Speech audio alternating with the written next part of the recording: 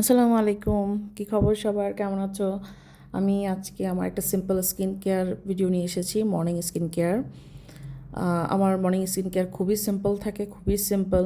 মাঝে মাঝে তো দেখা যায় যে জাস্ট মুখ ধুয়েছি, তারপরে জাস্ট ডাইরেক্ট সানস্ক্রিন লাগাই ফেলি। আর যদি মনে করো যে না, মন মেজাজ ভালো আছে বা আবহাওয়া ভালোর দিকে দেখি, অত গরম না বা বৃষ্টি বৃষ্টি আসবে, তাহলে আমি নেক্সট স্কিন কেয়ারে যাই।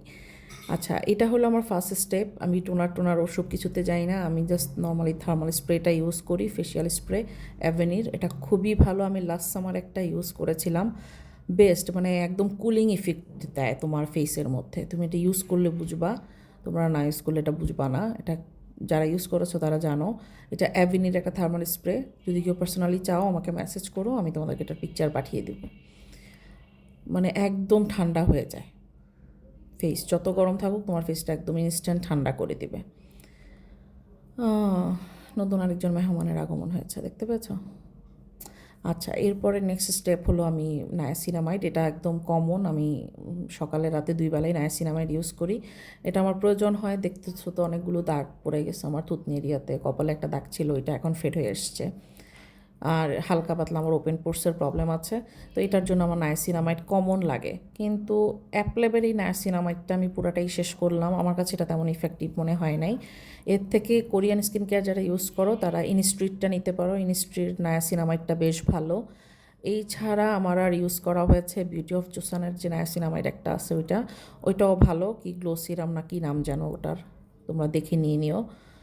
আর এই ছাড়া একটু ভালো ইনভেস্টমেন্ট করতে চাইলে তোমরা লারোশ পজেটটা নিতে পারো, ওইটা বেস্ট অ্যান্ড বেস্ট। মাঝে মাঝে আমি ভিটামিন সি ইউজ করি, আজকে ভিটামিন সি ইউজ করি নেই, আজকে জাস্ট আমি নায়াসিনামাইডটা ইউজ করলাম। অ্যাপ্লেবের নায়াসিনামাইডটা একটু ভালো না, কেউ ইনভেস্ট করতে যেও না। আর ডায়েট, তারপর আমি আর কোনো ময়শ্চারাইজারে যাই না, আমি ডাইরেক্ট আমার লাস্ট স্কিন কেয়ার স্টেপ হলো সানস্ক্রিন।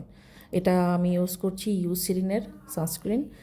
এটা অয়েলি টু কম্বিনেশন স্কিনের জন্য হোলি গ্রেল সানস্ক্রিন। কোনো চিটচিটে ভাব নাই, কোনো তেলতেলে ভাব নাই, জাস্ট মুখের মধ্যে একদম মেল্ট হয়ে গেল। তোমার স্কিন ধরলে মনে হবে যেন মানে মাখনের মতো লাগছে।